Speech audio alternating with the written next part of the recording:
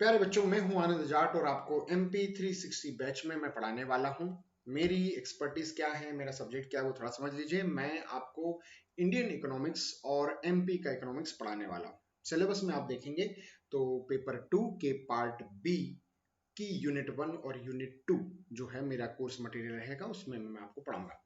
मुझे 9 साल का पढ़ाने का अनुभव है। मैं पिछले 9 साल से इंदौर और भोपाल में पढ़ा रहा हूँ और यूपीएससी और एमपीपीएससी वाले स्टूडेंट्स को मैंने पढ़ाया है। मैंने यूपीएससी 2012 मेंस लिखा है, 2016 का भी मेंस लिखा है ना। और मेरी जो सबसे खास बात है कि मैं इकोनॉमिक्स बहुत इजी लैंग्वेज में आपको समझाऊंगा। इजी लैंग्वेज में ऐसा कि टफ से टफ कंसेप्ट, यदि कोई मेरे सामने कोई बिल्कुल जिसने इकोनॉमिक्स कभी देखा भी नहीं है, पढ़ा भी नहीं है, ऐसे स्टूडेंट्स भी आ जाएं तो उनको बहुत इजी लैंग्वेज में बिल्कुल प्रैक्टिकल आपकी दैनिक लाइफ से, डेली लाइफ से आपको जोड़ के मैं इकोनॉमिक्स समझा सकता हूँ।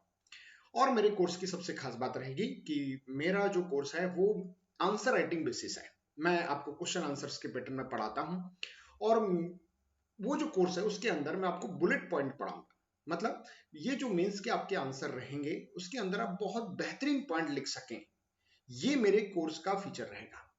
बेहतरीन पॉइंट ऐसे कि आपको टॉप स्कोर तक लेके जाए, जनरल कॉमन पॉइंट नहीं। देखो एक बात समझना, आपको यदि सिलेक्शन लेना है, सिलेक्शन की बात नहीं करें, आप तो टॉप रैंक की बात करते हैं। टॉप रैंक आपको लेना है तो आपको क्या करना होगा कि अपने आंसर के अंदर बहुत सॉलिड पॉइंट लिखने पड़ेंगे। कॉमन पॉइंट नहीं, जो सब लिखते हैं वो नहीं, कुछ स्पेशल पॉइंट्स लिखने पड़ेंगे जिसके ऊपर आपकी रिसर्च अलग ही दिखे। तो प्यारे छात्रों, ये कोर्स आपके लिए है ना। इसके लिए आपको मेरा जो है स्पेशल क्लासेस मेरी ज्वाइन करनी पड़ेगी यदि आपको टॉप स्कोर लेना है। तो मैं कुछ वीडियोस जो है आपके यूट्यूब पर भी अपलोड कर रहा हूँ। प्यारे दोस्तों, अब थोड़ा सा अनअकैडमी की कोर्सेज की को समझते हैं। हमारी डेली लाइव क्लासेस होती है हम लोगों की। इसमें हम आपको लाइव क्लासेस में जो आप जो क्वेश्चन पूछेंगे उसके डाउट्स के आंसर्स आपको देंगे, है ना। आपको आंसर्स के पूल समझाएंगे। साथ ही आपकी लाइव टेस्ट सीरीज रहेगी। आप पढ़ने के बाद जो है अपनी क्विज दे सकते हैं। इससे क्या होगा कि आपको एक फायदा ये मिलेगा कि आप का वैल्यूएशन हो जाएगा, मूल्यांकन आपका हो जाएगा कि आपका कितना तैयार है ना। हम लोगों का जो कोर्स है, हम लोगों को ने जो कोर्स बनाया है हमारे 360 बैच वालों ने, वो बड़ा स्ट्रेटजी के साथ तैयार किया है। मैं आपसे प्रॉमिस करता हूं कि 2021 का मेंस जो है आपका किसी भी हाल में हम लोग, हमारा ग्रुप जो है, रुकने नहीं देंगे, है ना। आप हमारे वीडियोस को जो है अनलिमिटेड एक्सेस के थ्रू देख सकते हैं। प्यारे छात्रों, इसलिए आपको मैं कहूंगा कि अनअकैडमी पर आप अपना रजिस्ट्रेशन कराइए और आप जो है हम लोगों का सब्सक्रिप्शन लीजिए। करना कुछ नहीं है, आपको हमारी वेबसाइट पे जाना है। आप हमारी वेबसाइट पे जाएंगे तो आपको कुछ इस तरह का दिखेगा। आपको हमारी डेली लाइव क्लासेस दिखेंगी, ये हमारे फीचर्स आपको दिखेंगे। हमारे बहुत बेहतरीन टीचर्स जो हैं वो लाइव क्लासेस लेते हैं, टॉप रैंकर टीचर्स हैं।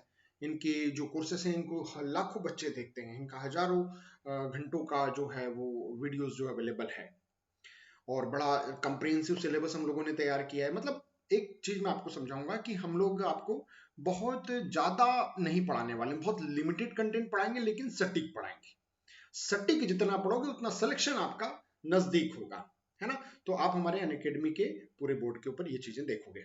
आपको यदि आप इसका एक हमारा मोबाइल एप्लीकेशन भी है जिसको आप जो है इस तरह से कर सकते हो। इसमें हमारे टीचर्स जो है जिनसे आप पढ़ना चाहते हैं उनको आप इजीली सिलेक्ट कर सकते हैं। यहाँ से देख लीजिए जरा।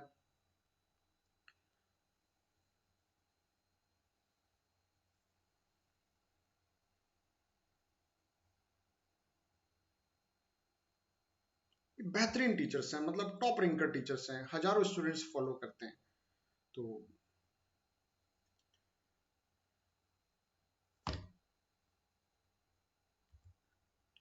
आपको कुछ नहीं करना है, आपको हमारी सब्सक्रिप्शन लीजिए तो मैं आपको स्पेशल क्लासेस में आंसर राइटिंग पर बेहतरीन टॉप रैंक लाने के लिए पॉइंट्स सिखाऊंगा। आपको करना कुछ नहीं है। आप यदि 1 महीना पढ़ना चाहते हैं तो आपको ओनली 1400 रुपीज पे करने हैं, ठीक है। और आप यदि 3 महीने पढ़ना चाहते हैं तो आपको जो है 3500 रुपीज पे करने हैं। और 6 मंथ्स पढ़ना चाहते हैं तो आपको 5600 रुपीज पे करने हैं। और 12 महीने का आप सब्सक्रिप्शन लेना चाहते हैं तो आपको 7000 रुपए पे करने पड़ेंगे। और 2 साल के लिए आप पढ़ना चाहते हो तो मेरे हिसाब से 7000 और 8400 में ज्यादा डिफरेंस नहीं है। आप जो है 24 मंथ्स का सब्सक्रिप्शन ले सकते हैं। और एक बात दोस्तों, कि आप यदि हम लोगों का रेफरल कोड यूज करोगे, है ना, जैसे मेरा रेफरल कोड है SP आनंद जाट, तो मैं आपको जो है फीस में करीब 10% मेरी ओर से आपको डिस्काउंट मिलेगा। है ना। तो आप SP आनंद जाट जो है वो वहां पर लिखकर आप जरूर ये सब्सक्रिप्शन लीजिए। तो जो है आपको फीस में जो है काफी डिस्काउंट मिलेगा। आपको 12 महीने के लिए करीब 6300 रुपए ही जमा करने पड़ेंगे, और 24 मंथ्स का आप यदि सब्सक्रिप्शन लोगे तो आपको 8400 की बजाय 7560 रुपीज ही पे करने पड़ेंगे, ओनली इतना। तो आप इतना मानिए कि ये काफी किफायती है आपके लिए। और मेरे हिसाब से यदि आप 24 मंथ का लेते हैं तो शायद 11 रुपीज पर डे के हिसाब से ज्यादा पर डे के हिसाब से आपको पड़ेगा।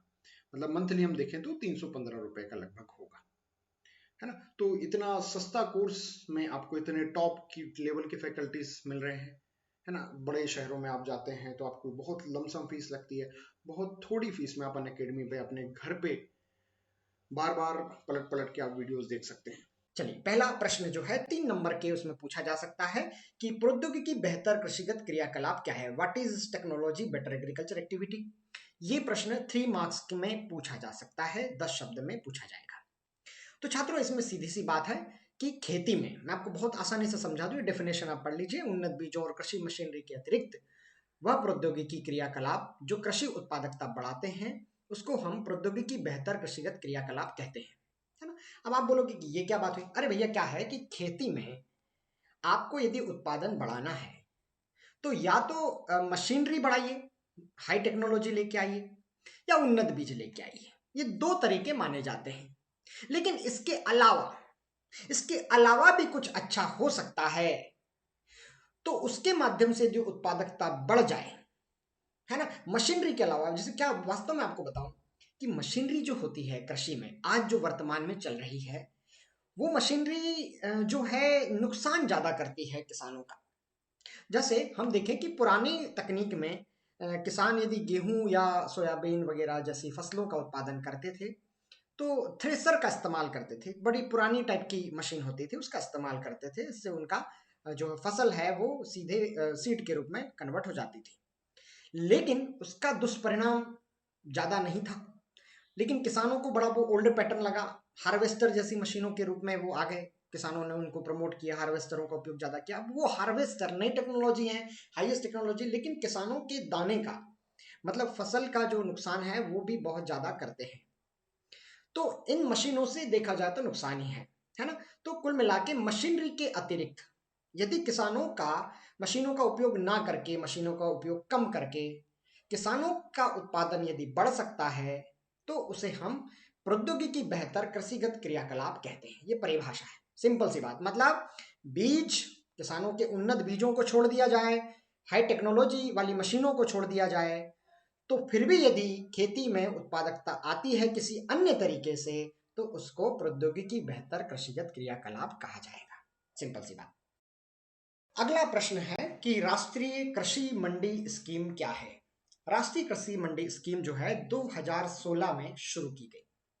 ये स्कीम क्या है, सीधी सी बात बताऊं कि किसानों को अपने आसपास, अपने क्षेत्र में, अपने पास के शहरों में मंडी में क्या भाव है ये पता नहीं होता है। यदि अपने ही क्षेत्र में मंडी में यदि कम भाव में उसकी फसल बेची खरीदी जा रही है, तो ऐसी स्थिति में वो बेच देते हैं। उनको ये नहीं पता है कि आसपास की मंडियों में या प्रदेश भर की मंडियों में या देश भर की मंडियों में फसल का भाव क्या है। तो ये किसानों के साथ एक बड़ी ठगी हो जाती है। तो इसलिए ये एक प्रोजेक्ट शुरू किया गया, एक प्लेटफॉर्म है ये। जैसे अनअकैडमी प्लेटफॉर्म है, वैसे ये भी एक प्लेटफॉर्म है। उसमें क्या होता है कि किसानों को बेहतर मूल्य खोजने के लिए आसपास की सभी मंडियों के जो भाव हैं उसको यहाँ पर जो है वो शो किया जाता है। पूरी लिस्टिंग आ जाती है कि कहाँ पर किस मंडी में किस फसल का क्या भाव चल रहा है।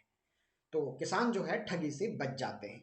तो इसको कहा जाता है क्या, ई नाम या राष्ट्रीय कृषि मंडी स्कीम कहते हैं। कब से शुरू हुई है, अप्रैल 2016 से शुरू हुई, है ना। ये एक नवाचारी मंडी है, बहुत बेहतरीन व्यवस्था है। इसमें ज्यादा पारदर्शिता आती है और बेहतरीन प्रतियोगिता फसल की खरीदी बिक्री को लेकर रहती है। नेक्स्ट क्वेश्चन जो है वो आएगा, A2 फार्मूला क्या है, परिभाषित कीजिए। क्वेश्चन ये भी बन सकता है, A2 प्लस FL फार्मूला क्या है, परिभाषित कीजिए। और आपसे और भी क्वेश्चन पूछ सकते हैं, C2 फार्मूला क्या है ना, ये भी सवाल पूछ सकते हैं। हम इन क्वेश्चनों को एक एक आपकी 3 नंबर की डेफिनेशनों में पूछा जा सकता है। तो ये तो हम कर ही लेंगे आसानी से। इसको हम एक सिंगल प्लेटफॉर्म में ले आते हैं, सिंगल तरीके से करते हैं। देखिए, आपसे ये जो क्वेश्चन पूछे गए ये सुपर स्मॉल क्वेश्चन आ सकते हैं, मतलब अति लघुत्तरीय प्रश्न ये रहेंगे, एक एक लाइन के आपको उसमें उत्तर देने हैं, है ना। हम इसको यदि ये 5 मार्क्स मतलब स्मॉल क्वेश्चन में आ जाए, 50 वर्ड्स में आ जाए, जैसे पुराना सिलेबस से तो उसमें 100 शब्दों में आ सकता है ना, तो उसमें हम कुछ और चीजें इसमें लिख सकते हैं। लेकिन यदि नए सिलेबस के लिए आप तैयारी कर रहे हैं तो 50 वर्ड्स में आपको लिखना है, 5 मार्क्स इसके ऊपर रहेंगे। पूछा जाएगा कि भारत में कृषि उत्पादन लागत अथवा एमएसपी निकालने के लिए वैज्ञानिक फार्मूलों का विवरण दीजिए। देखिए, मैं आपको बताऊं कि स्वामीनाथन कमेटी आई थी, आप जानते हैं कब आई थी, 2004 से लेकर 2006 तक इन्होंने अपनी कई रिपोर्टें जारी की। सबसे पहली रिपोर्ट उन्होंने 2004 दिसंबर में दी, फिर दूसरी अगस्त 2005 में दी, फिर दिसंबर 2005 में दी, फिर अप्रैल 2006 में रिपोर्ट दी। ऐसे करके 4-5 फेज में इन्होंने अपनी रिपोर्ट दी। इस रिपोर्ट में इन्होंने कहा कि किसानों को उनकी लागत के हिसाब से, उनकी जो फसल की लागत आती है उसके हिसाब से उनको एक उनका कम से कम कीमत उनको देना चाहिए। एमएसपी मतलब मिनिमम सपोर्ट प्राइस, न्यूनतम समर्थन मूल्य, है ना। इसके लिए इन्होंने क्या है, 3 फार्मूले दिए। 3 फार्मूले जो है वो दिए किस लिए, उनका कहना है A2 फार्मूला। एक एक को हम एक्सप्लेन करते हैं। पहला फार्मूला क्या है, A2, second A2 plus FL, और तीसरा है C2, है ना। इसमें A2 फार्मूला क्या है, A2 फार्मूला वो है कि किसानों को वस्तुओं की लागत जितनी भी आती है, मतलब एक फसल के उत्पादन करने में, एक क्विंटल गेहूं के उत्पादन में या सोयाबीन का कोई भी फसल, उसके उत्पादन करने में जो जिन सामग्रियों की आवश्यकता होती है ना, किसान का जहां खर्चा हो जाता है उसको A2 में रखा गया है। ठीक है, तो A2 को मान लिया गया है ना, A2 प्लस FL को मान लिया गया है। मतलब सीधी सी बात है, किसान का जो भी कैश पेमेंट लगता है फसल को उत्पादन करने के लिए, कैश पेमेंट कहाँ लगता है, जैसे फर्टिलाइजर खरीदने में लगता है ना। फर्टिलाइजर में तो बहुत सारी सब्सिडी भी रहती है, लेकिन लागत लगती है। केमिकल्स लगते हैं, है ना। केमिकल्स मतलब ये पेस्टिसाइड यूज करते हैं किसान, कीटनाशक जिसको आप कहते हो, है ना। उनके कीड़े वीड़े फसलों में पड़ जाते हैं, इल्लियां पड़ जाती हैं, तो उसके लिए उनको केमिकल यूज करना पड़ता है। मजदूर तो, मजदूरों के बगैर तो खेती हो ही नहीं सकती, है ना। हम इतने ज्यादा टेक्नोलॉजी में नहीं गए कि हम मजदूर के बगैर काम कर सकें, तो उनकी मजदूरी, ईंधन लगता है ना। किसान जो है ट्रैक्टर वगैरह यूज करते हैं, हार्वेस्टर यूज करते हैं, कई प्रकार के यंत्र यूज करते हैं, तो ईंधन लगता है, उसका खर्चा। सिंचाई का खर्चा, जैसे जो सिंचित क्षेत्र होते हैं वहां नहर वगैरह के चार्ज होते हैं वो पे करना पड़ता है, या असिंचित क्षेत्र जहां पर ट्यूबवेल वगैरह से सिंचाई होती है तो वहां पर जो उनका डीजल इंजन या इलेक्ट्रिसिटी का खर्चा होता है उसको जोड़ा जाता है। जो जितना भी पेमेंट उनका उत्पादन में, मतलब इतना आप लंबा मत समझिए, सीधी सी बात आपसे कहूं कि A2 का मतलब किसान को किसी उत्पादन को करने में जो लागत लगती है, जेब से जो पैसा लगता है, उसको A2 कहते हैं, है ना। फिर आता है A2 प्लस FL। A2 में किसान की लागत के साथ में उसकी खुद की या उसके परिवार के लोग जो मेहनत कर रहे हैं उनका पेमेंट जुड़ जाता है। भाई परिवार के लोग क्या होते हैं कि अनपेड फैमिली कहलाती है, मतलब उनको कोई भुगतान नहीं होता है, लेकिन भाई मेहनत तो की ना। मतलब घर के लोग यदि मेहनत कर रहे हैं तो वे पाप तो कर नहीं रहे, तो उनको जो भुगतान देना चाहिए सरकार को, उनको एक मेहनताना देना चाहिए, वो मेहनताना जोड़ दिया जाता है किसमें, सारी लागतों में, मतलब A2 में जो किसान को पेमेंट लगा है उसमें घर के लोगों का मेहनताना जोड़ देते हैं, उसको कहते हैं A2 प्लस FL। ठीक है, फिर आता है C2। C2 क्या है, किसान का मैं कहूं तो ओवरऑल कॉस्टिंग है। ये ओवरऑल कॉस्टिंग कैसे, जैसे किसान को जो भी पेमेंट्स लगते हैं किसी उत्पादन को करने में, जो उसकी लागत लगती है उस कीमत को जोड़ा जाता है। किसान को खेती बाड़ी करने में जो मेहनत लगती है उसके मेहनतानों को जोड़ा जाता है। और तीसरी चीज है, खेती खेत के बगैर नहीं हो सकती। तो कई किसान ऐसे होते हैं जो पट्टे पर भूमि लेते हैं, कुछ कर्ज करके भूमि लेते हैं, तो उनको जो लागत लगती है उस भूमि को मेंटेन करने में या उस भूमि को किराए पर पट्टे पर लेने में, जो उनकी लागत लगती है उसको भी जोड़ दिया जाए तो उसको कहते हैं C2 फार्मूला। तो किसानों का कहना है कि हमको C2 प्लस 50%, मतलब वास्तविक बात है कि C2 मतलब उनकी जो लागतें हैं उसको दिया जाए। आप कहेंगे कि फिर सरकार C2 क्यों नहीं देती, अभी C2 नहीं दे रही है सरकार, A2 प्लस FL दे रही है। है ना। तो ये इसको आप मार्क कीजिएगा कि सरकार अभी एमएसपी में किस फार्मूले का उपयोग करती है, तो याद रखिएगा A2+FL का करती है, मतलब किसानों को जो उनकी भूमि की लागत आती है वो नहीं देती है। ठीक है, इसको आप यदि परिभाषा के तौर पर करेंगे 3 मार्कर क्वेश्चन में, तो आप इस तरह से अलग अलग भी इसको लिख सकते हैं। ठीक है,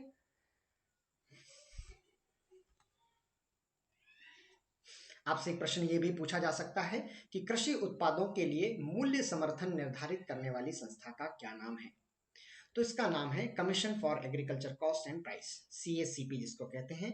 इसी के सिफारिशों के आधार पर MSP तय होती है ना।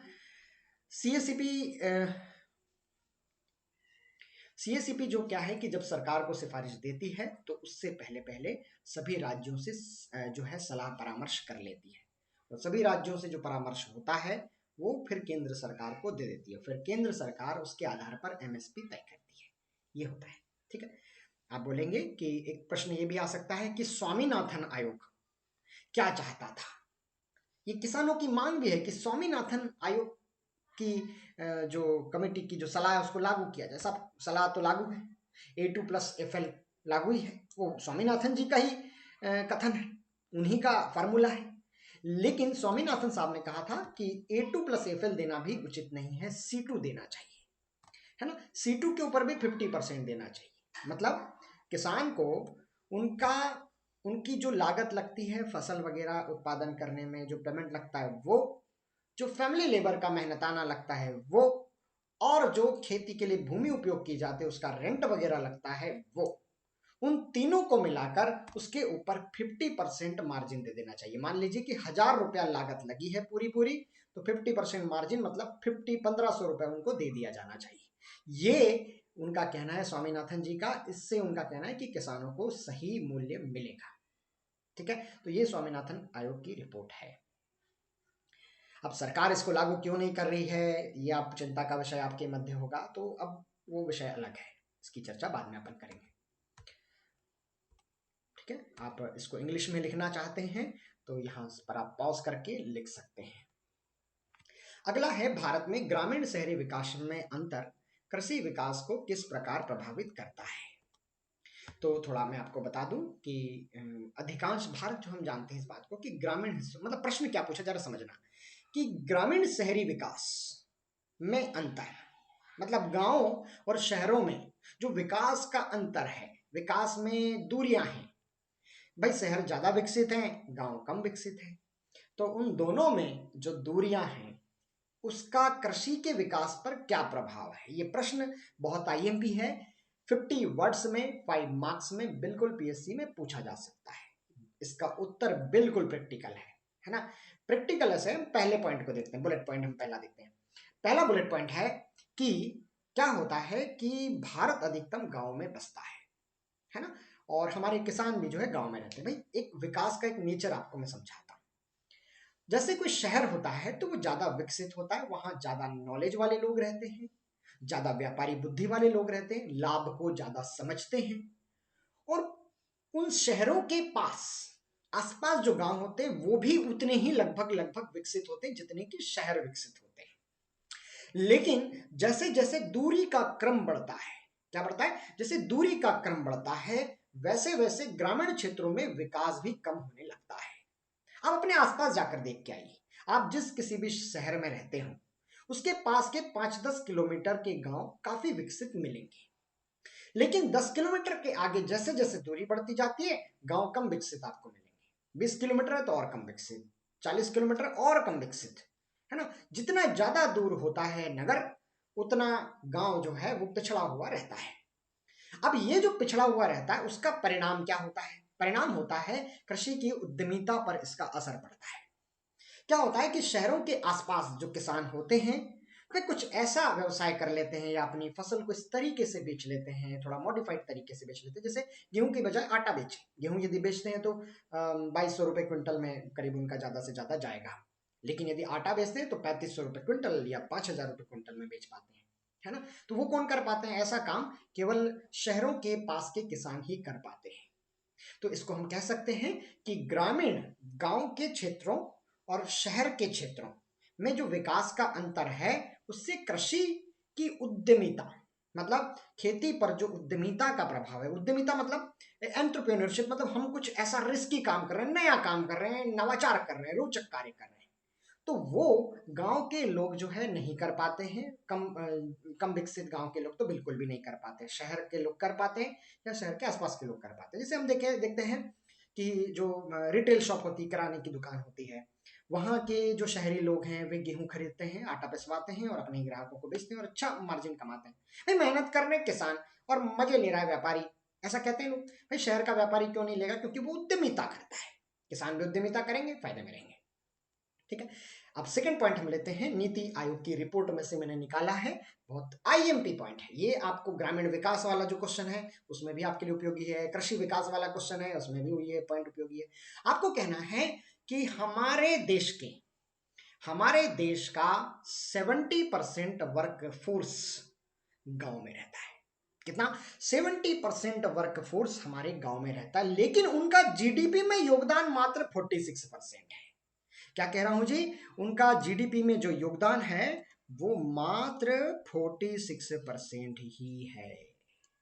कितनी जनसंख्या? 70% जनसंख्या रह रही है और योगदान कितना? 46%।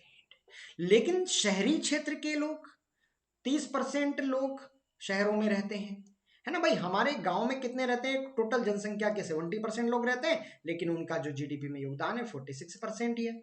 और शहर में जो लोग रहते हैं वो 30% लोग ही रहते हैं टोटल जनसंख्या के, लेकिन उनका जीडीपी में योगदान 54% है।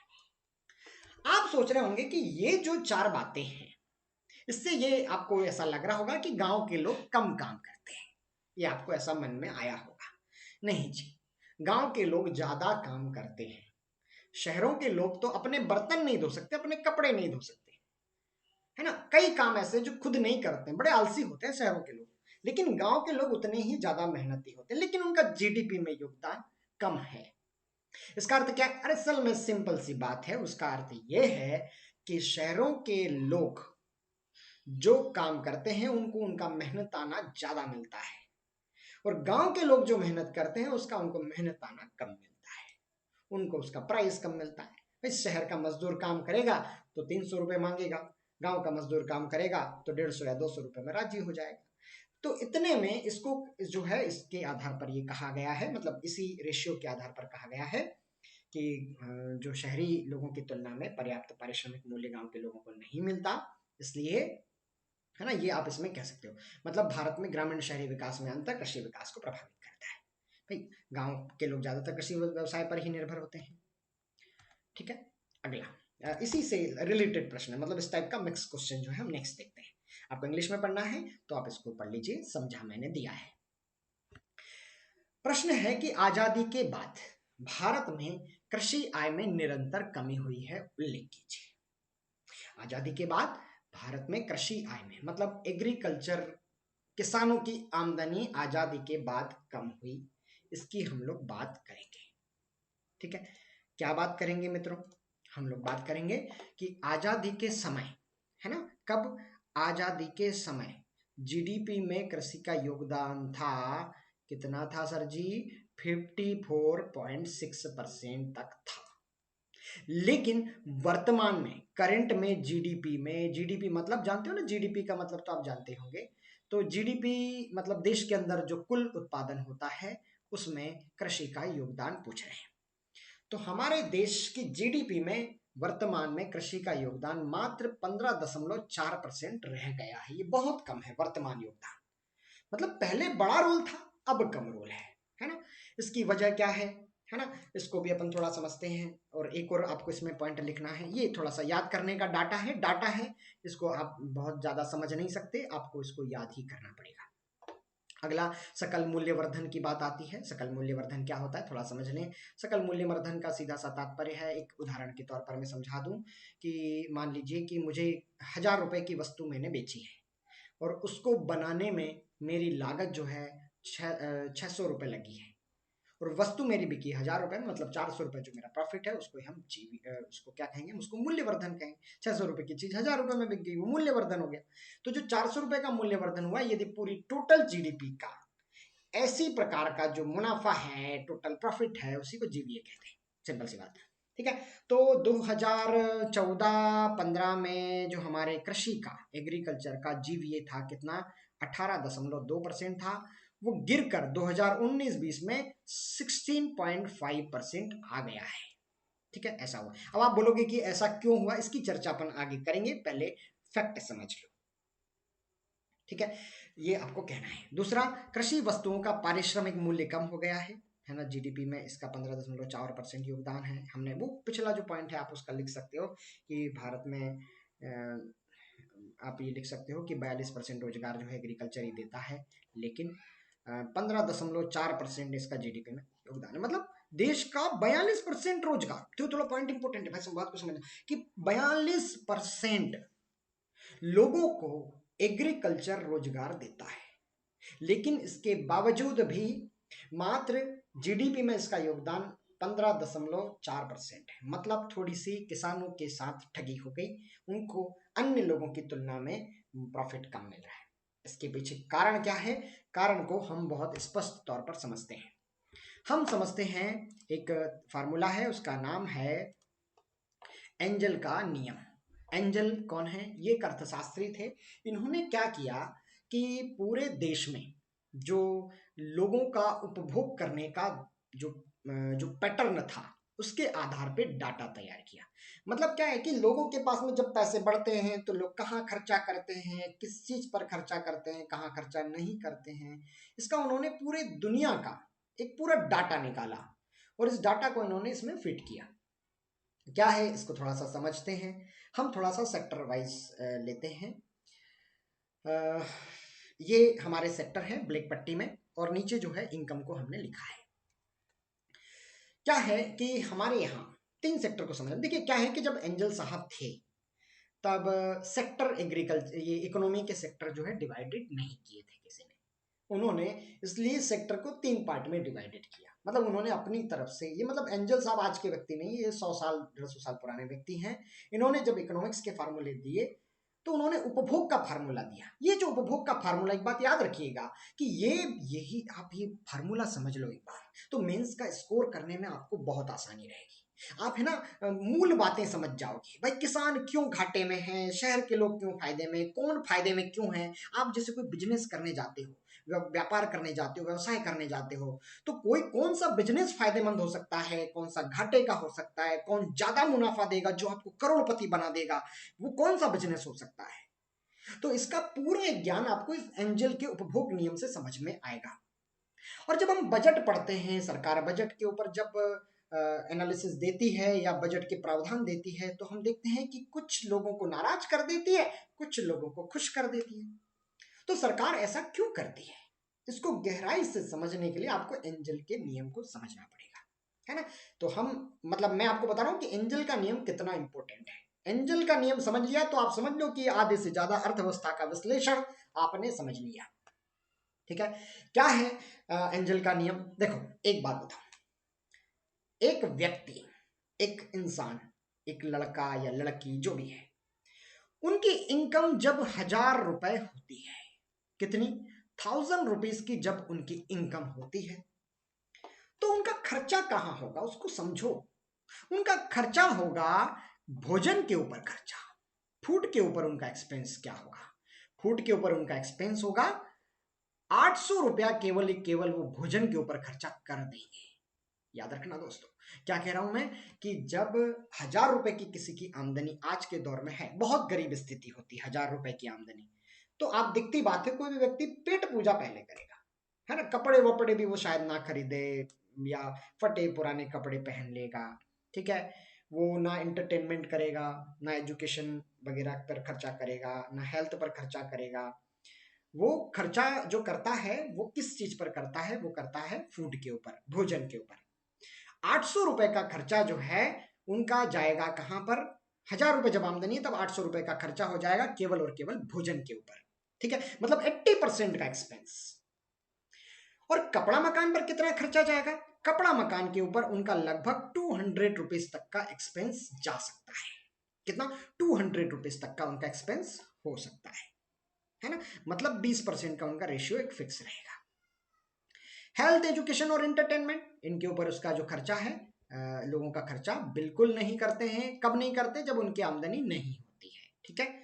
लेकिन जब उस व्यक्ति की इनकम बढ़ जाए, 1000 रुपए से बढ़ के, जैसे कोई जॉब लग गई, अच्छी जॉब लग गई, उनकी आमदनी जो है 1000 रुपए से बढ़ के 10,000 रुपए हो जाए, तो उनका खर्चे का थोड़ा पैटर्न बदल जाता है। भाई भोजन के ऊपर थोड़ा खर्चा उनका डबल तो होगा, है ना। मतलब 800 रुपए से बढ़कर वो 1500 रुपए खर्चा करेंगे। लेकिन 10,000 रुपए आमदनी करने वाला, उसको तो 8,000 रुपए खर्चा करना चाहिए, लेकिन वो तो 1500 रुपए खर्च कर रहा है। मतलब मात्र 15% का एक्सपेंस कर रहा है। कपड़े और मकान के ऊपर उनका कितना खर्चा? उनका 2,000 रुपए का खर्चा हो गई होगा, है ना। ये मतलब ये रेशियो इनका फिक्स रहता है। मतलब क्लॉथ और हाउसिंग का जो एक्सपेंस है वो उनका फिक्स रहेगा। किस स्थिति में फिक्स रहेगा भैया, है ना? किस स्थिति में फिक्स रहेगा? आमदनी कितनी भी बढ़े, आप नीचे भी देखेंगे तो जब उनकी 1,00,000 रुपए आमदनी हो जाती है तो 20,000 रुपए का खर्चा, मतलब उनका 20% का रेशियो जो है फिक्स रहेगा। ये किसका बता रहा हूं भाई मैं? ये पूरी दुनिया के लोगों के उपभोग का, दुनिया के लोग जो खर्चा करते हैं उसके उपभोग का एक जॉइंट, एक कलेक्टिव आंकड़ा मैं आपके सामने रख रहा हूं।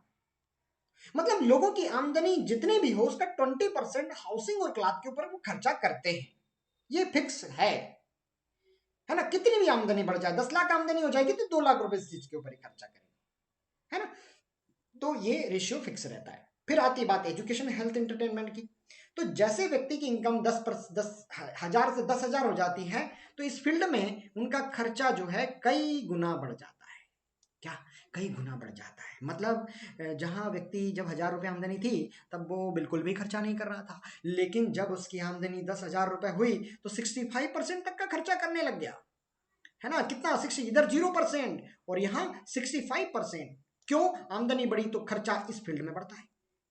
फिर इधर देखते हैं, 10,000 रुपए से बढ़कर आमदनी हो जाए 1,00,000 रुपए, तब व्यक्ति भोजन के ऊपर 5,000 रुपए का खर्चा करे। भाई इधर 1,500 कर रहा था, 10,000 रुपए से आमदनी बढ़ के 1,00,000 रुपए हुई तो 1,500 की बजाय 5,000 खर्चा करेगा। अच्छे होटल में जाके खाएगा, है ना, और तरह तरह के अटरम सटरम आइटम खाएगा, है ना, और जो है ड्राई फ्रूट्स खाएगा, बहुत ज्यादा ऐसा खर्चा करेगा तो 5,000 रुपए तक का उसका खर्चा हो सकता है, ठीक है।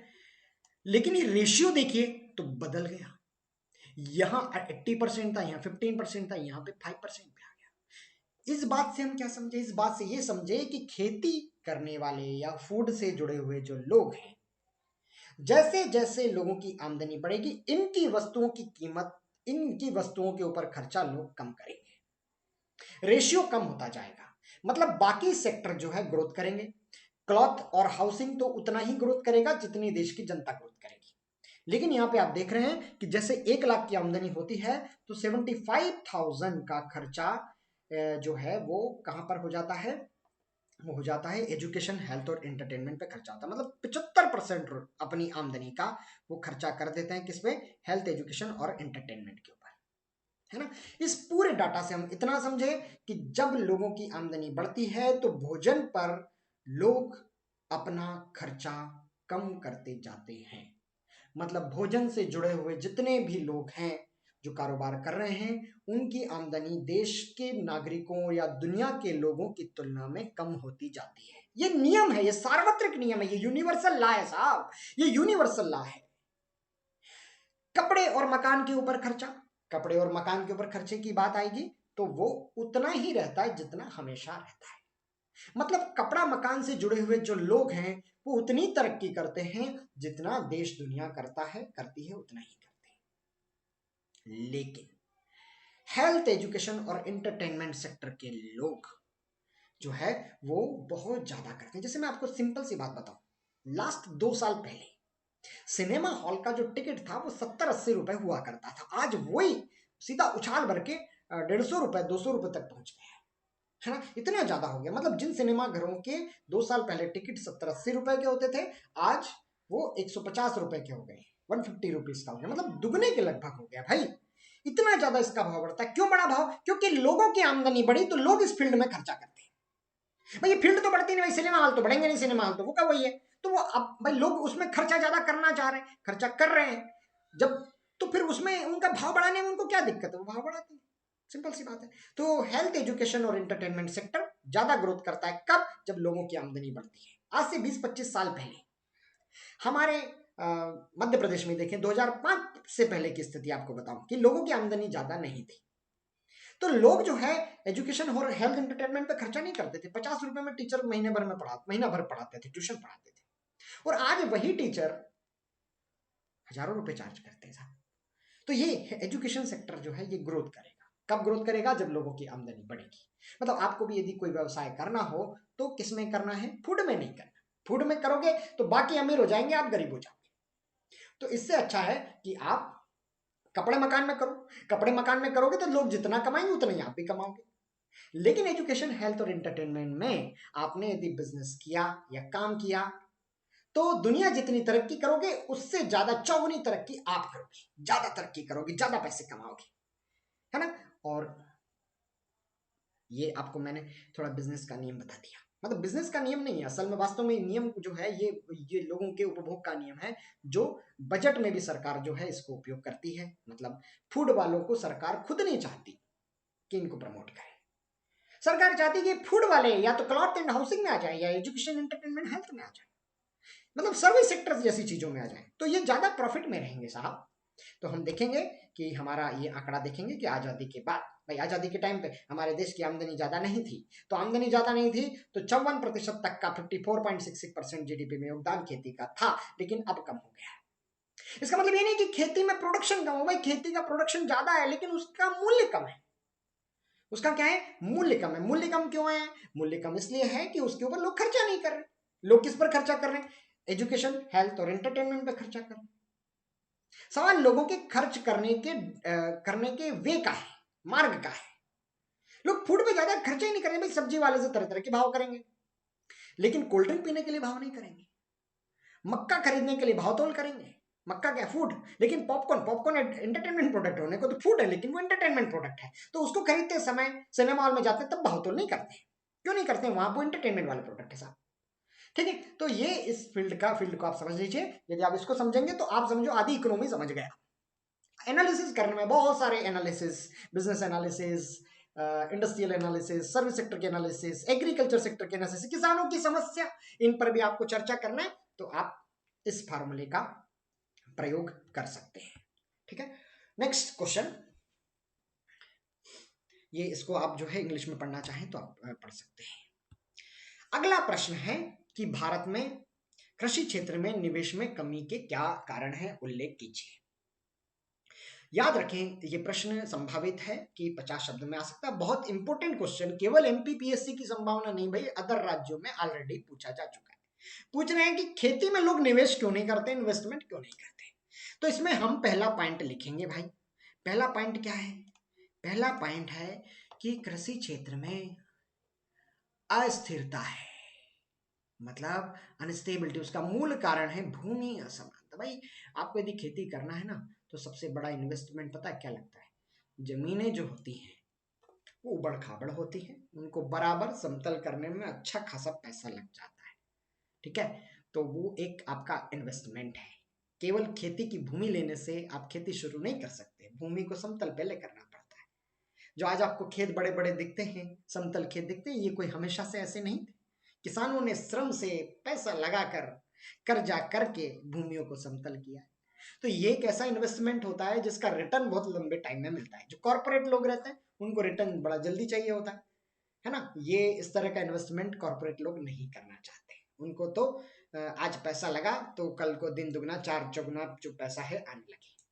ठीक है, और भूमि को समतल करने में उनका ज्यादा पैसा लग जाता है, उसका रिटर्न लंबे टाइम में मिलता है। तो निवेशक लोग, कॉर्पोरेट लोग खेती में इसलिए इन्वेस्टमेंट नहीं करते। आया समझ में? ये आपको लिखना पड़ेगा, इसको बहुत अच्छे से आप डील कर सकते हो, ये आप, है ना। अगला है एक और पॉइंट हम देखते हैं कि किसानों में निगम बनाकर सहभागिता के साथ काम करने में रुचि नहीं है। भाई कॉर्पोरेट सेक्टर ऐसा होता है कि कंपनी बनाते, कंपनी मतलब समझते हो, कंपनी का मतलब होता है कि आप जो है समूह बना लें, ग्रुप बना लें। कंपनी मतलब सहयोग देना, साथ आ जाना। भाई तुम मुझे कंपनी दे दो, मतलब क्या, मुझे मेरे साथ चल दो, मतलब हम जब काम करते हैं तो साथ में चला जाए। खेती में, किसानी में ये थोड़ा संभव नहीं हो पाता है। किसान जो है इस चीज के लिए तैयार नहीं होते, सामंजस्य नहीं बैठा पाते हैं, है ना। उनका इस चीज को लेकर जो है उनका भाव तोल करने का वे नहीं होता है ना। वे इतने ज्यादा प्रोफेशनल्स नहीं होते हैं। तो वैसे अपने काम को लेकर प्रोफेशनल हो सकते हैं, लेकिन जो कॉर्पोरेट टाइप का प्रोफेशनलिज्म है उनमें नहीं रहता है। इस वजह से दूसरे लोग निवेश नहीं करते। भाई आप किसान को कहेंगे कंपनी बना के चलो अपन काम करते हैं, तो आपके साथ काम नहीं करेंगे। क्यों नहीं करेंगे? क्योंकि वो आपके साथ सामंजस्य नहीं बैठा सकते। ये नेचर है लोगों का। ठीक है। अगला है कि कॉन्ट्रैक्ट फार्मिंग को लेकर किसानों में जागरूकता में भारी कमी है ना। देखो क्या होता है कि कॉन्ट्रैक्ट पर यदि कॉन्ट्रैक्ट बनाकर यदि किसानों से खेती करवाई जाए तो किसान बहुत फायदे में रहेंगे, ये बात सत्य है। सरकार ने अभी एपीएमसी एक्ट चालू किया तो कॉन्ट्रैक्ट फार्मिंग को लेकर ही किया, लेकिन उसके लिए किसानों में जागरूकता कम है। अब एपीएमसी एक्ट का बहुत ज्यादा विरोध करने लग गए। क्यों करने लग गए? क्योंकि उनको उस चीज को लेकर जागरूकता की कमी है, उसको खतरनाक मानते। वो मानते अडानी अंबानी आके हमको बर्बाद करके चले जाएंगे कॉन्ट्रैक्ट फार्मिंग करेंगे तो। नहीं, ऐसा नहीं है। इसके लिए जागरूकता की कमी है, जागरूकता लानी पड़ेगी। ठीक है। तो ये आप तीसरा पॉइंट है कॉन्ट्रैक्ट फार्मिंग वाला। क्या लिख सकते हैं हम कि जागरूकता में भारी कमी है और नियमों का अभी तक अभाव था। अभी एपीएमसी एक्ट आया है ना, उसमें और भी ज्यादा नियम जो है बढ़ाने की आवश्यकता किसान महसूस कर रहे हैं। जो कॉन्ट्रैक्ट फार्मिंग कर रहे हैं वो भी उनका कहना है कि और भी नियम बढ़ाएं तो इस क्षेत्र में अच्छा काम हो सकता है। ठीक है। आज ये इसके बाद में अगला आपसे एमपीपीएससी में ये प्रश्न पूछा जा सकता है कि भारत में सिंचाई सुविधाओं के विकास पर प्रकाश डालिए। तो इस पे आपको पूरा डाटा उपयोग करना है। आपको लिखना है कि भारत में कुल सिंचित क्षेत्र, भारत में कुल सिंचित क्षेत्र लगभग 63 मिलियन हेक्टेयर का है। कितना है? 63 मिलियन हेक्टेयर। ये आपको डाटा याद रखना है। ये क्वेश्चन पूरा डाटा वाला है भाई साहब, है ना। एक दो इसमें जो है तर्क है, बाकी दो एक पॉइंट तो डाटा वाली है। भारत में कुल सिंचित क्षेत्र का 63 मिलियन हेक्टेयर जो है वो क्या है? वो सिंचित है ना, जो कि पूरे देश के बोए हुए क्षेत्रफल का मात्र 45% ही है। मतलब 55%, 55% भूमि जो है वो आज भी असिंचित है। इतना याद रखिएगा।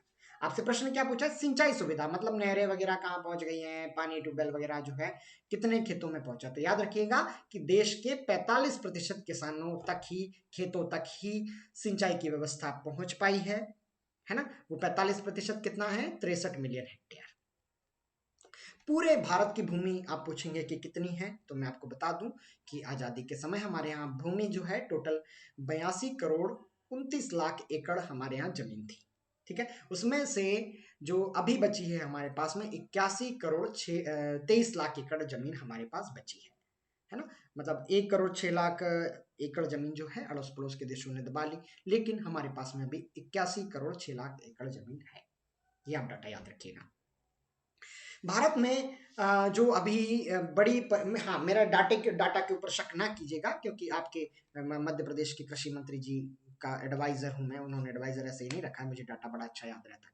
ठीक है। अगला जो है आपसे पूछा जाए कि भारत में प्रमुख बड़ी परियोजनाओं के लिए, हाँ ये फैक्ट याद रखिएगा, हमारी सरकार जब सिंचाई की सुविधाओं के ऊपर जब इन्वेस्टमेंट करती है तो वो क्या है, बड़ी परियोजनाओं पर ज्यादा खर्चा करती है, छोटी परियोजनाओं पे कम खर्चा करती है ना। मतलब क्या है कि जब परियोजना में पूंजीगत व्यय तो बढ़ाना पड़ता है। इस साल यदि 100 करोड़ दिए तो अगले साल अपेक्षा होती है 110 करोड़ देंगे, 120 करोड़ देंगे। तो जब परियोजनाओं के ऊपर जब लागत बढ़ाई गई, जब इन्वेस्टमेंट बढ़ाया गया, तो बड़ी परियोजनाओं पर 3.5% ग्रोथ के साथ में पैसा दिया गया है हर साल। लेकिन छोटी परियोजनाओं के लिए जो है मात्र 2.5% इंक्रीमेंट करके ही पैसा दिया गया है ना। ये थोड़ा पॉइंट समझना। आप बोलोगे साहब ऐसा क्यों? अरे भाई क्या होता है, बड़ी परियोजनाओं पे सरकार की निगरानी अच्छी रह सकती है। बड़ी परियोजना क्या, डेम जैसी चीजें होती हैं, वो होते हैं, तो उनके ऊपर जो है सरकार की निगरानी अच्छी रहती है। लेकिन छोटी परियोजना कैसी होती है, जैसे कुआं, ट्यूबवेल, है ना, लोगों के खुलवा देते हैं, तालाब खुदवा देते हैं, ये छोटी परियोजनाएं होती है। छोटी छोटी नदियों के ऊपर डेम बना देते हैं, ये छोटी परियोजनाएं होती है। ये इनकी क्या संख्या ज्यादा होती है, सरकार सभी पर नियंत्रण नहीं कर पाती, तो घपला होने के चांसेस ज्यादा होते हैं। तो सरकार ने बड़ी परियोजनाओं के ऊपर खर्चा ज्यादा किया लेकिन छोटी पे कम किया है। लेकिन ये डिसएडवांटेज वाली चीज भी है। क्यों? क्योंकि जो छोटी परियोजनाएं हैं वो देश के ज्यादा सिंचित क्षेत्रों को कवर करती है, कर सकती है, लेकिन बड़ी परियोजनाएं ज्यादा लोगों को कवर नहीं कर पाती है। है ना। छोटी परियोजनाएं क्या है कि देश के प्रत्येक व्यक्ति तक पहुंच सकती हैं, लेकिन छोटी बड़ी परियोजनाएं जो है प्रत्येक तक पहुंचाने में बहुत श्रम लग जाता है, बहुत मेहनत लग जाती है, ठीक है, कई बार नहीं पहुंच पाती है। तो आपको ये 2 पॉइंट पे गौर करना है और इसको लिखना है, ठीक। हाँ, एक चीज और आपको इस पॉइंट में एक ये भी आप लिख सकते हो कि जो छोटी छोटी परियोजनाएं होती हैं बाढ़ और सूखे पर नियंत्रण के लिए बहुत इंपॉर्टेंट है, और जो बड़ी परियोजनाएं होती हैं वो तो खैर इंपॉर्टेंट है ही, लेकिन छोटी परियोजनाओं का बड़ा महत्व आता है। तो आपको लिखना है कि सरकार को छोटी परियोजनाओं का ऑडिटिंग अच्छा करके, मतलब कभी इस पर सुझाव देने की बात आ जाए इस टाइप के प्रश्न में, तो आप ये लिख सकते हैं कि बाढ़ और सूखे पर नियंत्रण करने में ये योजनाएं सहायक होती है, तो इनके ऊपर ऑडिटिंग व्यवस्था अच्छी करके छोटी परियोजनाओं पर इन्वेस्टमेंट सरकार को बढ़ाना चाहिए, जिससे बाढ़ सूखा वगैरह उसके ऊपर कंट्रोल अच्छा होगा, ज्यादा किसान इससे लाभदायी होंगे, है ना। ये आपको लिखना है, इसको इंग्लिश में पढ़ना है, आप यहां पर पढ़ सकते हैं एज इट इज लिखा हुआ इंग्लिश में। अगला प्रश्न बहुत आईएमपी 2020 में निश्चित तौर पर पूछा जा सकता है, क्योंकि ये समस्या करंट की रही है। अभी करंट में मध्य प्रदेश में उर्वरकों की समस्या के ऊपर, भैया ये आपके सिलेबस का टॉपिक है, पिछले सिलेबस में भी था और नए सिलेबस में भी है, कि भारत में या मध्य प्रदेश में, यहाँ पे भारत की जगह मध्य प्रदेश भी लिखा सकता है ना, लेकिन भारत के वे में पूछने के सवाल ज्यादा हो सकते हैं कि भारत में उर्वरक उद्योग की समस्याओं पर प्रकाश डालिए। 50 शब्द 5 अंक, बड़ा लेंदी नहीं आएगा, छोटा ही आएगा, ठीक है। तो आपको लिखना है पॉइंट पहला, पिछले 15 सालों में भारत में उर्वरक क्षेत्र के अंतर्गत कोई निवेश नहीं हुआ। कुछ यूरिया निर्माता तो अपना शटर डाउन करने की सोच रहे हैं, मतलब 15 साल में कोई इन्वेस्टमेंट हुआ ही नहीं, ना बाहर के लोगों ने यूरिया वगैरह और फर्टिलाइजर के प्रोडक्शन में योगदान किया, ना देश के लोगों ने किया।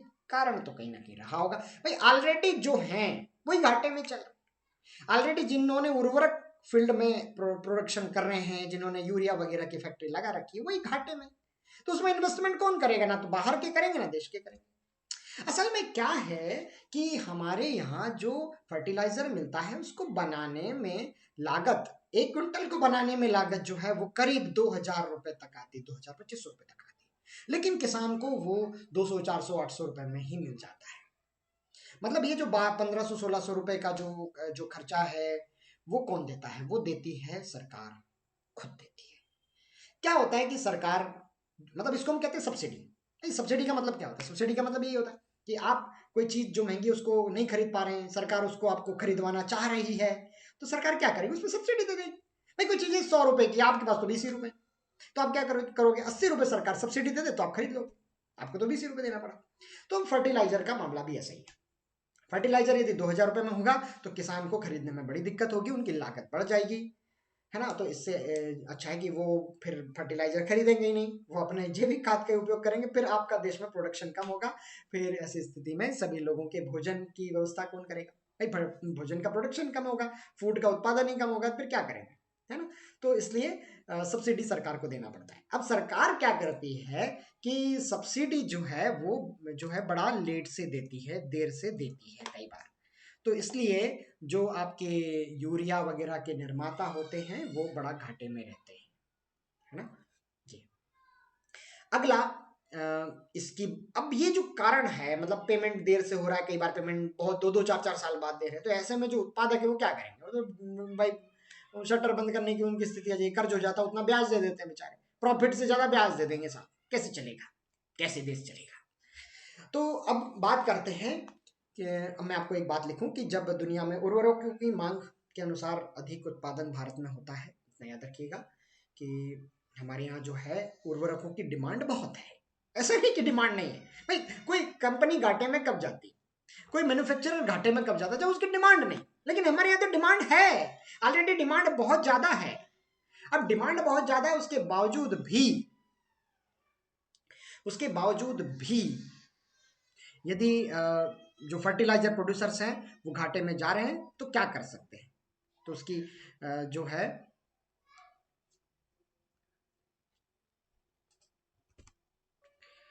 हाँ जो सॉरी 1 मिनट, जो फर्टिलाइजर प्रोड्यूसर्स हैं जो घाटे में जा रहे हैं उनका क्या कर सकते हैं, तो आप जो है सीधी सी बात है उसके ऊपर कोई सुझाव अच्छा सोचिएगा, उसको आप अपने आंसर में लिख सकते हैं, है ना। इसके ऊपर आप एक डाटा लिखिएगा कि हमारे यहाँ जो उर्वरक सब्सिडी है करीब 40,000 करोड़ रुपए तक पहुंच गई है। ठीक है, कितना? 40,000 करोड़ रुपए तक पहुंच गई है, और ये अभी 48,000 करोड़ रुपए तक पहुंचने की इसकी संभावना है 2021 में। ये डाटा आप लिख के आइएगा, इतनी सब्सिडी की डिमांड आएगी। भाई सब्सिडी तो देना पड़ेगा, किसको देना पड़ेगा? उर्वरक निर्माताओं को, नहीं तो उर्वरकों का प्रोडक्शन ही नहीं होगा। आप साहब बिना उर्वरक के तो किसान सारे नाराज हो जाएंगे आपसे। ठीक है, अब एक और पॉइंट आपको लिखना है कि उर्वरक सब्सिडी के लिए करीब 73,000 करोड़ रुपए का एक ऐसा फंड दिया जाता है जिसका एक्चुअलिटी वास्तविकता से कोई लेना देना नहीं है, मतलब व्यर्थता में पैसा कहीं ना कहीं जाता है। ये ऑडिटिंग में बात सामने आई है, ये आज से नहीं हो रहा है, ये पिछले 20-25 वर्षों से, जब से हरित क्रांति आई है तब से ये रेशियो जो है बढ़ता जा रहा है। वास्तविकता से इसका कोई लेना देना नहीं है। किसका? अभी फिलहाल ये आंकड़ा कहां पहुंच चुका है? 73,000 करोड़ रुपए का खर्चा, मतलब फालतू ही हो रहा है, पता ही नहीं चल रहा है पैसा कहां जा रहा है। तो ये कंडीशन सरकार के सामने है। ठीक है, वर्ष दर वर्ष बकाया राशि बढ़ती जाएगी। किसकी बकाया राशि? कौन? ये लोग जो प्रोडक्शन करते हैं, इन लोगों की बकाया राशि जो है बढ़ती जा रही है साल दर साल। तो इसकी वजह से भी फर्टिलाइजर सेक्टर में प्रोडक्शन जो है घाटे में है, फर्टिलाइजर इंडस्ट्री हमारे यहाँ की। ये आप लिखिएगा। एक पॉइंट और लिखिएगा कि भारत में नाइट्रोजन जो है 90% 2001 तक जो है भारत में ही हो जाती थी, 10% ही अपने को आयात करना पड़ता था। लेकिन अब वर्तमान में अपने को एक तिहाई नाइट्रोजन जो है वो आयात ही करना पड़ता है। हमारी आयात पर निर्भरता बढ़ी है। भाई आयात आयात करेंगे तो दिखती बात है कीमत ज्यादा बढ़ेगी। अपने देश की चीज और विदेशों से बुलाई हुई चीज दोनों में अंतर है। अपने देश की चीज बुलाएंगे तो उसकी कीमत जो है वो कम रहेगी, विदेशों से आयातित चीज जो होगी, वस्तु होगी, उसकी कीमत जो है ज्यादा होगी। ठीक है, ये मेरा कहने का तात्पर्य था। ये आपको इंग्लिश में इसको लिखना है, आप लिख सकते हैं।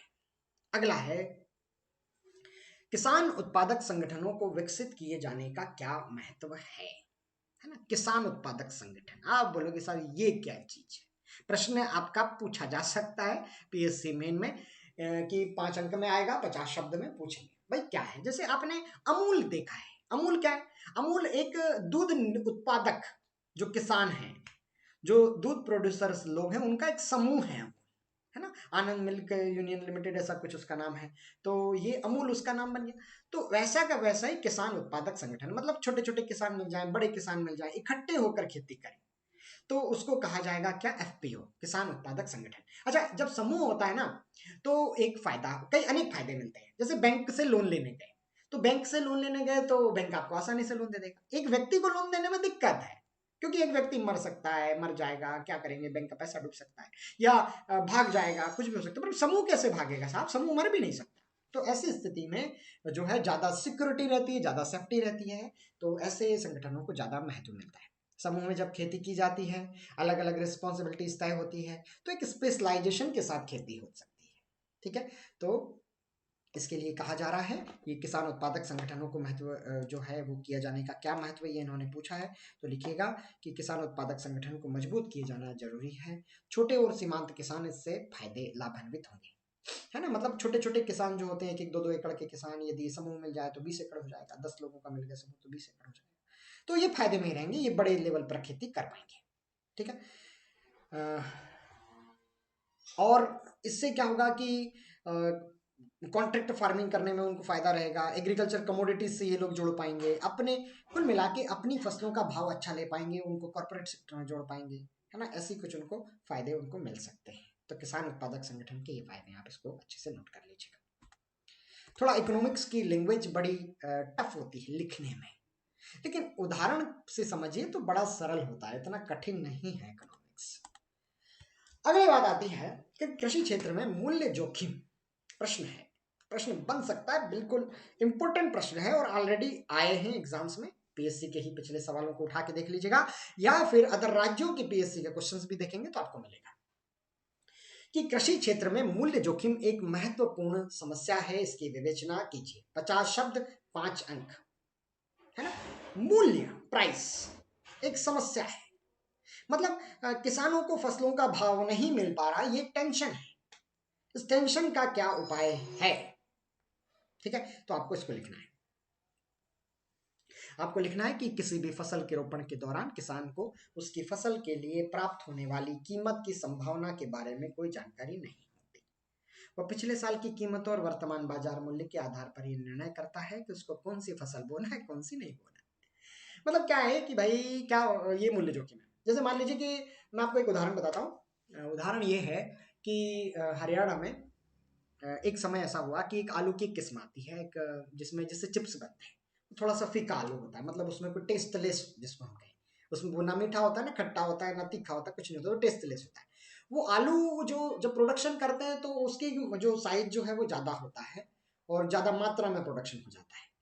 तो हरियाणा के एक दो किसानों ने इस आलू को, प्रोडक्ट के मुझे नाम याद नहीं आ रहा, मैं बता दूंगा आपको। तो वो उस आलू को उन्होंने प्रोड्यूस किया, तो बहुत आलू का प्रोडक्शन हुआ, उनको अच्छा खासा प्रॉफिट हुआ। आसपास के किसानों ने देखा कि वाह, आलू पर गजब प्रॉफिट हुआ है, ये आलू पर गजब प्रॉफिट हुआ है। तो सारे किसानों ने उसको बो दिया। अब ये जो आलू होता है असल में चिप्स कंपनियां खरीदती हैं। कौन सा? फीका आलू जो होता है, बिल्कुल टेस्टलेस जो आलू होता है, इसको चिप्स कंपनियां खरीदती हैं। तो जो फर्स्ट पहले साल में जिन किसानों ने जो इनोवेशन के तौर पर उस आलू का प्रोडक्शन किया, तो उनसे तो जो चिप्स बनाने वाली कंपनी उन्होंने अच्छी कीमत पे खरीदा, तो उनको अच्छा प्रॉफिट हुआ। अब सारे किसानों ने वो प्रोडक्शन कर दिया, अब उतनी तो चिप्स कंपनियों की डिमांड ही नहीं है, तो उस आलू को खरीदा नहीं गया। आलू को जब खरीदा नहीं गया तो उसकी कीमत में कमी आई। क्या है? कीमत में कमी। जब डिमांड नहीं, उससे ज्यादा का प्रोडक्शन करोगे तो कीमत गिरेगी गिरेगी। तो क्या होता है कि ये अब कीमत गिरी, तो फिर किसानों ने क्या किया कि मतलब आलू का भाव इतना ज्यादा गिर गया कि 50 पैसे पर केजी पे आ गया, 25 पैसे पर केजी पे आ गया। किसान इतना नाराज हुआ कि उन्होंने सड़कों पर उस आलू को फेंकना शुरू कर दिया। आप कहोगे कि गलत किया, ऐसा क्यों किया? सरकार की गलती? सरकार की नहीं है गलती।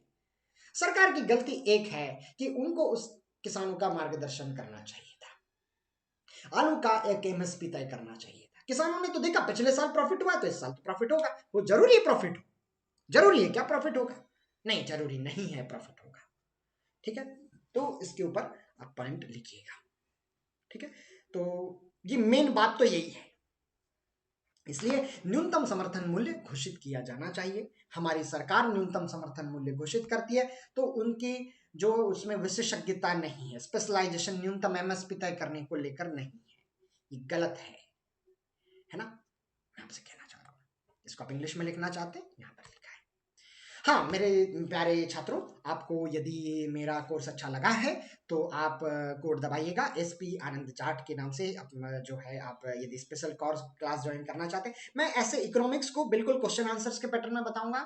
थोड़े जो आंसर है उसको भी आप बहुत ईजी वे में लिख पाएंगे, और आंसर का टर्म्स क्या हो, उसके अंदर जो पॉइंट लिखे जा सकते हैं वो मैं तरीका आपको बताऊंगा, है ना। और आंसर फ्रेमिंग तो हम करेंगे ही करेंगे, पर वो स्पेशल कोर्स में करेंगे, यूट्यूब पर नहीं कर पाएंगे। तो आपको स्पेशल कोर्स जो है ज्वाइन करना चाहिए। ये जो पॉइंट है ये इनको मेंस के आंसरों में आपको फिट करना है। ये इनको फिट करोगे आपको हाईएस्ट स्कोर मिलेगा। टॉप रैंकर यदि बनना है तो इन पॉइंट्स का इस्तेमाल करो, किताबी पॉइंट नहीं। अभी ये पॉइंट्स आपको तैयार करने में आपको बहुत लंबा वक्त लग जाएगा, बहुत मेहनत लग जाएगी। मैं आपके लिए बहुत शॉर्ट फॉर्म में आपके लिए मैं आपका भाई मेहनत कर रहा हूँ। ठीक है, तो आप मुझसे पढ़िए। SP आनंद जाट के नाम से आप सब्सक्रिप्शन लीजिए अनअकैडमी का। ये मेरा आपको परामर्श है। और हमारा